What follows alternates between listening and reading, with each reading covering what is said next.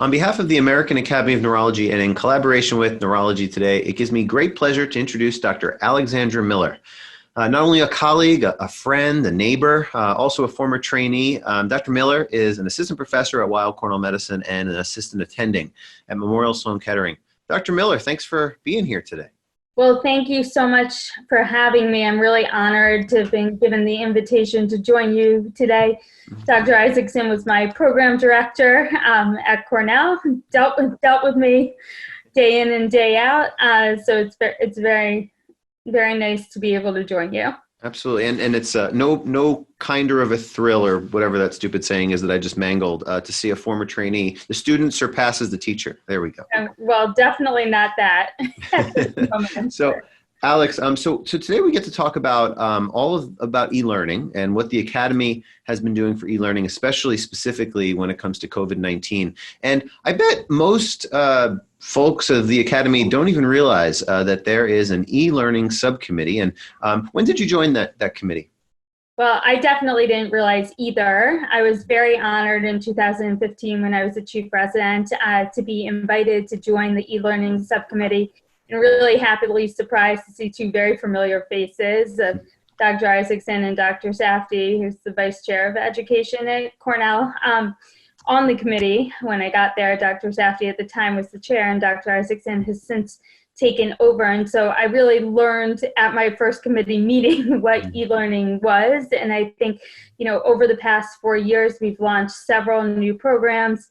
One that, I'm directing our effort on, which is the NeuroBytes program, which we'll talk about more today, and many other exciting endeavors as well. And I think they couldn't be more relevant than at the present time, of course. Yeah, I couldn't agree with you more. When I joined the e-learning subcommittee, it was actually called the Distance Learning Committee or Subcommittee, and we changed our name because e-learning we thought was going to be a bigger thing in the future in 2020 and beyond. And look what happened. I guess it has. And really, e-learning has been kind of a think tank in some ways, kind of a creativity sounding board. NeuroBytes, 3 to 5 minute short educational pieces came out of a discussion. I think it was right around 2015, 2016 or so. And then you took the lead, and now you're the chair of that working group. We've launched a whole bunch of products. I think our members know about NeuroSAE, the self-assessment exam, which I've taken every exam, because for maintenance of certification, you need to take self-assessment credits. So I've taken most of the SAEs. Those, when you take those, go directly to the ABPN, the American Board of Psychiatry and Neurology, to fulfill, I believe it's 24 credits that you need to get every 3 years or something like that. So the AAN has provided this for a free service, and we've done that. NeuroReady is also a product that we've worked on, and which is really getting ready for boards, maintenance of certification, continuing certification really is the term, and the board prep edition, which again, another free service from the AAN to the members. Most members don't realize that the RIGHT exam, the residency in-service training exam, is now being done online. That was an ask by members, actually by residents throughout the country, and now we're offering the RIGHT exam online. And just last week, we launched a really cool app. Again, came up, sounding board, Zach London, amazing job at University of Michigan, the Question of the Day app. So if you're watching and you don't know about Question of the Day app, check it out. I'm unfortunately, I got a question wrong yesterday, so I've now tailed off. I'm no longer on the leaderboard, but I found a typo in a question today, so that was cool. Anyway, the e-learning subcommittee does a lot of stuff. We've worked on a new learning management system, education on demand. Anyway, if people want to learn more about e-learning, jump on to NeuroLearn, and on the AAN website you can learn more. But the focus of this talk is NeuroBytes. Alex, tell us what you've been up to. Tell us, when COVID-19 hit, we needed to pump out information, and maybe you can give us a history of what NeuroBytes is, when it started, what kind of topics we've been covering, how we came up with the curriculum, and then specifically focus on the COVID-19 topics recently. Yeah, well, I remember, I think we talked about this at our meeting, the first meeting I was at in 2015, and you were very vocal about talking about and trying to capitalize on the opportunity for micro learning, especially, as the millennials become doctors and trying to get them to for us to deliver neurology content in a way that's more palpable and easier for them to manage. So for a long time, the e-learning subcommittee was directing these NeuroLearn courses, which were much longer, much more involved, and really taking months and months, 6 months to a year, really to get off the ground and going. And before we knew it, we were having to, sunset these episodes that people had worked really hard on because they were outdated really before they even came out. So we were trying to find a way to develop a more efficient way of delivering, updated neurological content to our members. So we developed a brief asynchronous program really for delivering continuing education to neurology providers across a broad range of topics. And after going back and forth for a long time, we decided ultimately to develop an educational curriculum, which we based around the different awareness months. So for example, May, I'm a neuro-oncologist, so, May is Brain Tumor Awareness Month. We have to get that out there. But, there's obviously Parkinson's Disease Awareness Month, Alzheimer's Disease Awareness Month. So we used, those awareness months and also the different subspecialty conferences to sort of guide the development of our curriculum. So we have a 12-month curriculum. There are 6 core topics, which repeat every year. And then we have another 6 rotating topics, which change from year to year. So, core topics are things like stroke, epilepsy, really very big topics in neurology, whereas some of the rotating topics, I like to think neuro-oncology is huge, but that unfortunately fell into the rotating topic, and sports neurology, things like that. Tend to rotate from year to year. And so we produce 2 neurobites every month, and Bobby Roque has been amazing in really driving the production and not letting anyone miss any of their deadlines. So these neurobites, essentially we appoint a neurobite champion who's a specialist in the subspecialty of neurology that we're focusing on each month. And we want to use this as a pipeline and an educational opportunity for our junior members as well. So the idea is that the champion tags to junior people, whether they be junior attendings or more commonly fellows or residents, to get them involved. And actually the fellows or residents draft the initial content. The champion makes sure that, everything is appropriately presented. And then we actually have a secondary review process. And our secondary reviewers have been really phenomenal in turning out these videos. And then Bobby does a great job storyboarding them and turning them into these 3 to 5 minute videos. Yeah, and that was a great overview. In the past, like you said, we as neurologists kind of went with best practices, and the best practices in the past, and we're talking like, the 90s and 2000s, was, CME that is rigorously done and carefully vetted and quality controlled, and you had to give credits usually in 15, 30 or 60 minutes. That's the usual for CME. But to produce for example, a 30-minute interactive video or interactive webinar where you click and drag and drop, these are not trivial. These take a long time, and then you need the peer review, and then you need the content review, and I mean, it literally took months and sometimes years, a year to get some of these out. That being said, when they were done, they were great, but they're outdated. Microlearning is this new concept or this new style, and maybe some of our viewers haven't even heard that term. But microlearning is like kind of the way the future is, and just like the question of the day app. If you answer 25 questions, then you get CME credit. You don't just get credit for one question, but if you do it for 25 days in a row, you get your CME credit, and you can get the little increments of credit. So we're trying to adapt with the times, and I couldn't agree with you more with millennials who are going to be who actually are our new med students and residents. They've had a learning adaptation in terms of their adult learning styles, and we're trying to pump out material like that. So I've loved the Neurobites plan. The fact that we can get the topics out so quickly, that they're well designed, they're brief. I've been involved now in 4 bites with Alzheimer's disease, 2 on risk reduction, 1 using a fellow, actually a former chief resident who became a fellow at Columbia in cognitive neurology. So we've really tried to integrate folks, another chief resident recently. So I think it's been great from both a faculty and educator educational development perspective too. When it comes to the COVID neurobites, how did that come up? And in terms of pumping things out quickly, what was it like to be in the middle of a pandemic? We had members that needed to be, educated about the latest stuff. And that's why the AAN kind of jumped on board. What was it like? How did you guys plan? What topics have you covered? And where can viewers find these new neurobites?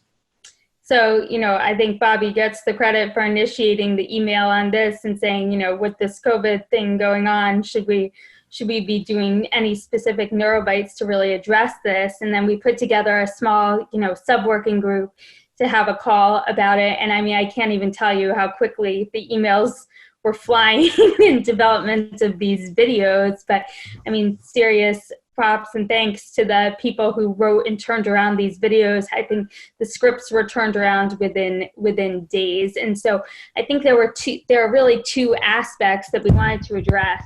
First was the overwhelming challenge to the neurology community that we were now doing everything via teleneurology or telemedicine. And a lot of us, had never done that before, had no idea how to approach the neurological exam, what we could do, what we couldn't do, and of course, how we were possibly going to bill for this. So we turned to Jamie Hatcher-Martin and Bruce Cohen, who had a lot more experience with this, and asked them to do these neurobites for us. And they really answered our call, and I think produced two great videos, which were released on YouTube and have been getting a ton of views. I was pretty excited. I was on our faculty meeting last week, and our co-chair we were, of course, discussing teleneurology because it's the major topic in all of these faculty meetings, as I'm sure it is, across institutions. And, he brought up a point that was brought up in the neurobites, I think not even realizing that I was involved. So I had to private chat him immediately and tell him. But so that was exciting.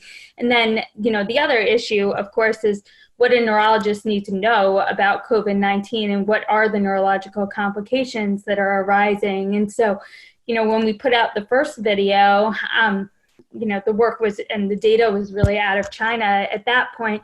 And, I had a call with Bobby and Amanda last week, and I was like, we really need to do a second one now. And we just discussed that in our work group call yesterday about the prothrombotic state that's going on and the increased risk of stroke, to try and, update neurologists and clinicians about this in a micro-learning type of way as well.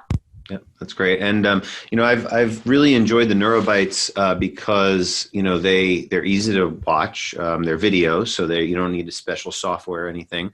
They're 3 to 5 minutes. And, for those out there, like what we usually do is about every 120 words corresponds with about a minute or so. So we ask our faculty to put together, 300, 400, maybe 500 max word scripts. We then record it. You don't even need fancy I have some fancier equipment here, but you can use your iPhone. I think people record them with, and with the iPhone is pretty high quality. And hopefully we'll be, if neurobites continue to be successful. The first neurobite we ever did that was released, we had over 1,000. It was on Alzheimer's, so I was involved with that. We had over 1,000. We have 36,000 members. 1,000 people, members watched the neurobite. That's a fair amount. 1 out of 36 members is pretty good, and that was the first one. And what we hope is that these are continue to be successful, and that we could continue to create more, which is great. And I know we have some can't talk about it just yet, but we do have some cool plans for neurobites and maybe extending the reach a little bit, maybe adding some exciting aspects, but I better stop there. I don't want to get in trouble.